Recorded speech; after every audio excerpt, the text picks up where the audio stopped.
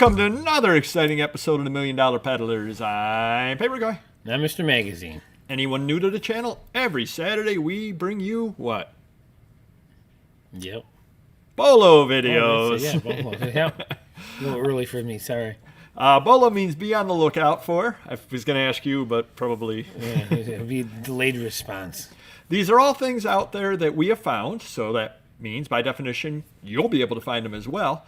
And we give a little bit of a backstory about why we bought them, why we listed them, sometimes what we listed wrong on them, etc., and give you a little bit of knowledge to help your business. And why don't you take it away to the wonderful planet of, is that Tatooine? Yes, it is. There you go. No, so I'm a big Star Wars fan and a magazine fan. So here we go. You get twofer. American Cinematographer, great title.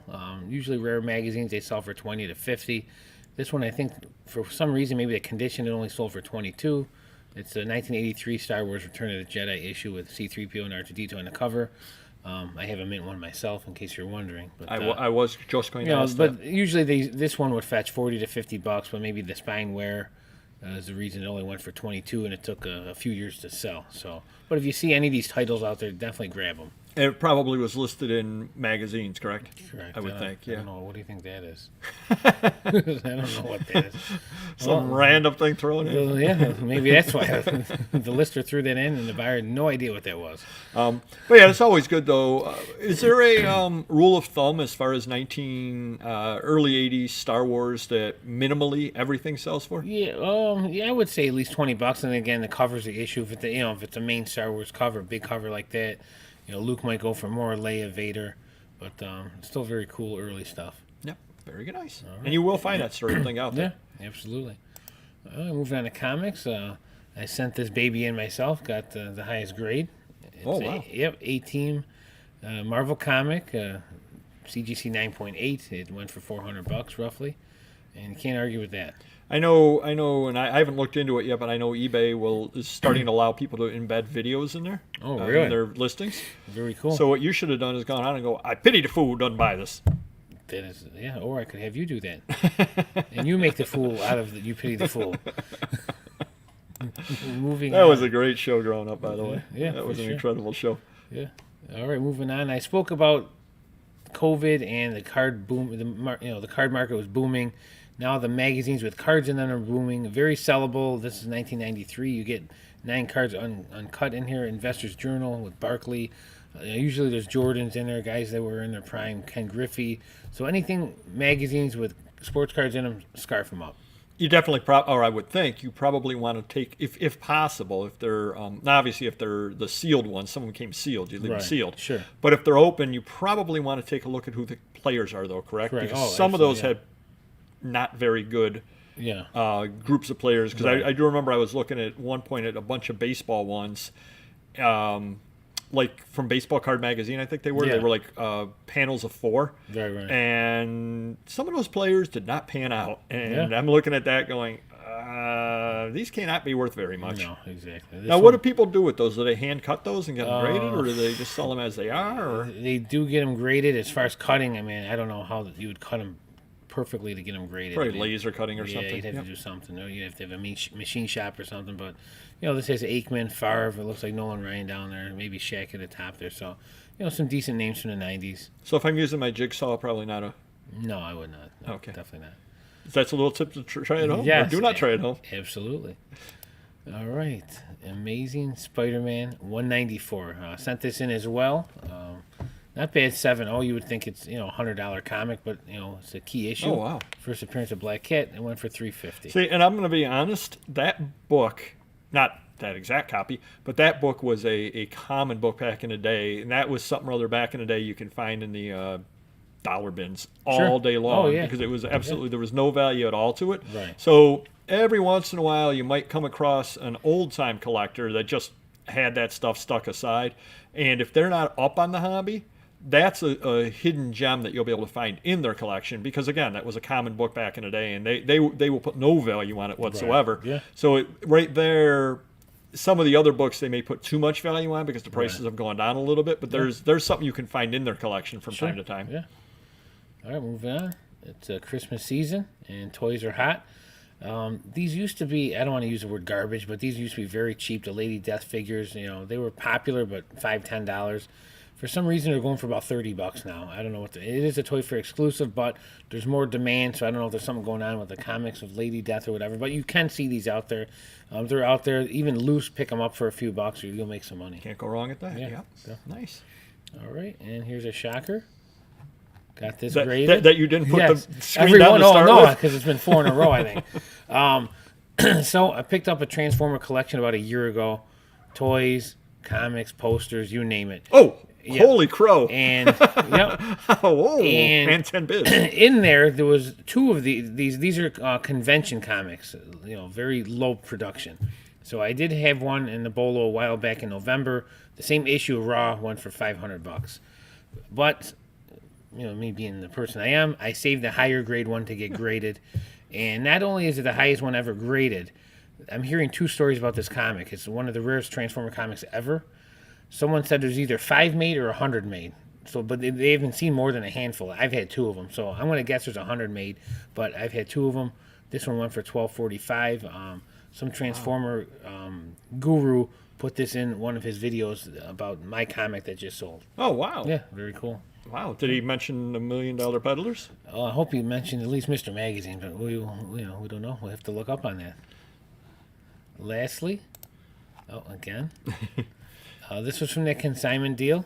And if you haven't seen it, actually, this part wasn't part of the video, but if you like things like this, old baseball cards, definitely do check out the video. I believe it's called Slaying the Monster.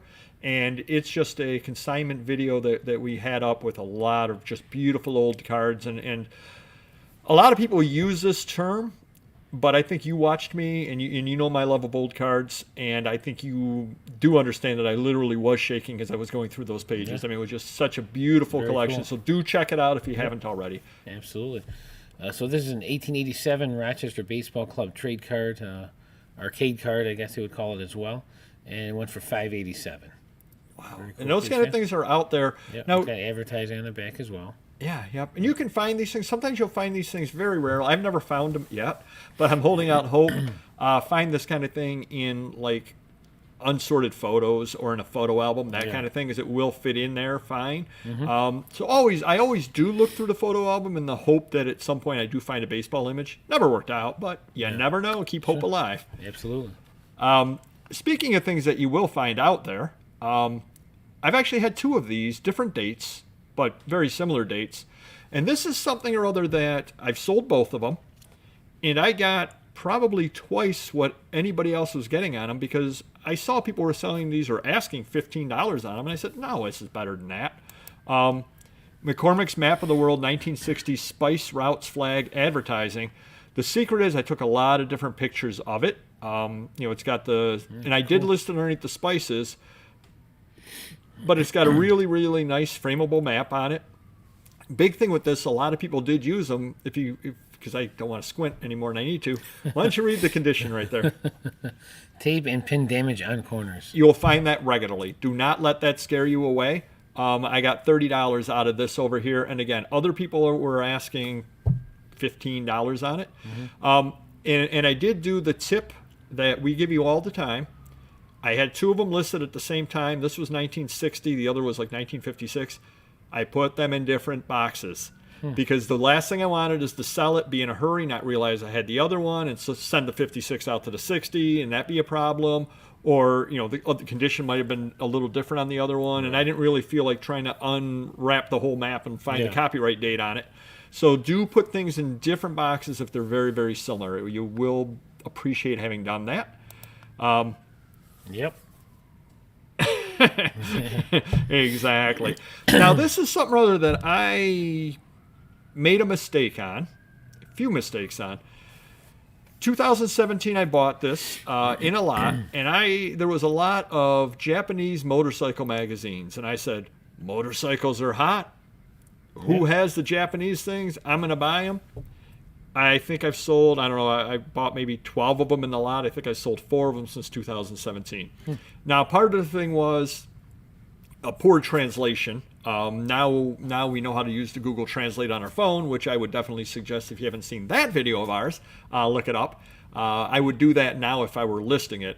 I did not do that then. I just kind of, motor, somewhere inside, I think in English it said motor. That's how I knew it was called motor. And then I just, Japanese motorcycle magazine, Yamaha, whatever, because they catch a couple of English words. Mm-hmm. So it was a pretty poor listing on it.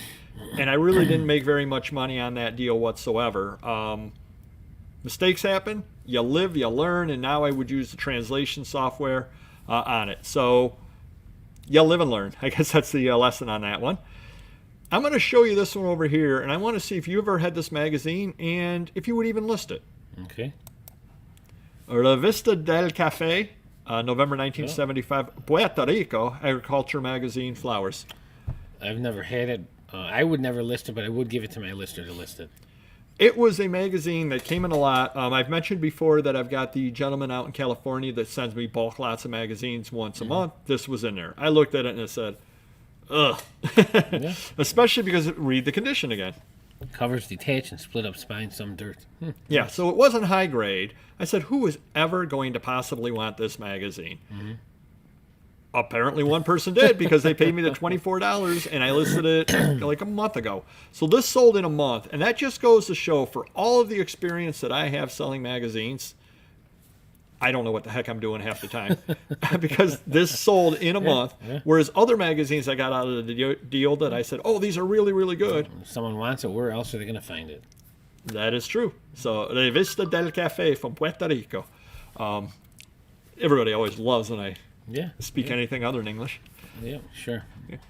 You tell the truth. Wouldn't you love it if I spoke sign language one episode? Yes, or pantomime. Next thing we have over here, and this is something or other that there's two lessons in this one. Number one, don't fear putting up a high price on something. And number two, if you want to buy something, there's a line to walk, but don't fear putting in a lower offer on something or other. Azalea Magazine for Third Women Lesbians, Fall 1980, Volume 3, Number 3, Short Stories. I picked this up in a lot. Obviously, it's rare. It's 1980 lesbian literature. Cannot be a large print run. I'm sure that there weren't. I listed it at $129. Somebody emailed me or made an offer on it, and they said they offered me $60 on it. Mm-hmm. But they were overseas, so they pay the shipping as well. Right. They said, I really am interested in reading this. I can't afford your price. I'm sorry. And I thought about it, and I said, my $129 price is, I pulled it out of a hat. Right. Yeah. $60 to me plus the overseas shipping. That seems fair to me. Yeah. $60 is a reasonable price. $129 is a reasonable price. But they didn't offer me $20 like so many people would. So they offered $60 on it. I was happy to see it gone because I think I paid $2 for it. They're going to be happy reading it. It's a win-win situation. Cannot argue with that. Yeah. Next item we have up over here.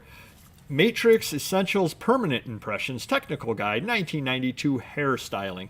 And it was available only to people who had salons. So I know a friend of the channel, Auction Professor, talks about thinking outside the box on sourcing. If you know somebody or other that knows somebody or other that used to have a hair salon, ask them what happened to all of their paperwork. I got $40 out of this over here, and it was only 8 pages, I believe. Yeah. But how many of these were made? Not very many whatsoever because they only went to the salons. Sure. So that's an out-of-the-box sourcing tip for you over there. You're going to have a difficult time finding comps on these because nobody really sells them. Yeah. I threw $40 on it. Somebody paid me that for it, so they thought it was a fair price. I thought it was a fair price. It's a win-win for everybody on that. Heading on into the home stretch. You've basically lived around the Rochester area your entire life, right? Yep. Would you say that this is an exciting place to live or kind of a boring place to live? You can make it exciting. There's things to do there, sure. In the 1960s, it was an exciting place to live. Rochester, New York, all the family loves to shop downtown brochure from the 1950s, parking ramp brochure. And this is one of those deals, I think I took $15 on it. It literally is just from Rochester and shows it was a pretty exciting time. They built a brand new parking garage. kind of thing out there you find out there, you're not going to pay very much for this kind of thing. Your local town probably has something similar to this. It's probably the only one ever offered up for sale as far as that goes. But it's taking $15 out of this little tiny brochure that I'm sure I didn't pay anything for, because I'm sure it was a throw-in on a deal somewhere or other. Sure. Those were exciting times back then. Although nowadays, if you go downtown, it's exciting times too, That especially is if it's true, after dark. Yeah. And the last thing we have for you over here, Vest. last thing we have for you over here is John F. Kennedy, JFK editorial cartoon, original art, 1962 Steel Crisis. As everybody knows, I've been trying to transition into some artwork. It's slowed down a little bit on the sales, but I did end up getting this. I took a $175 offer on it, which I made some money on. Cannot argue with that whatsoever. But again, look at how much better it looks when you do the zoom in on it. Yeah. You know, and then I took one of the various corners so everybody could see the full thing over here. JFK, John F. Kennedy, always sells, no doubt whatsoever about it. I did buy this at Heritage. When I saw it there and it said JFK, I said, oh my gosh, it's going to sell. And I picked it up at a decent price. I think I paid $44 plus some buyer's premium shipping on it. So I paid like $70 on it, something like that. And sold it for $175. So I made some decent money on it. Right. But again, nobody else, for whatever reason, at that auction cared much about JFK. Right, so do learn what sells. And every once in a while, you can pick something or other like this off. It may be 6 auctions before I pick something else off like that, but I'm looking anyway, so why not? So hopefully that helps you some. Do hit the like button. Do comment down below, especially if you want me to learn sign language. So, and we will see you next video. Take care. Bye-bye.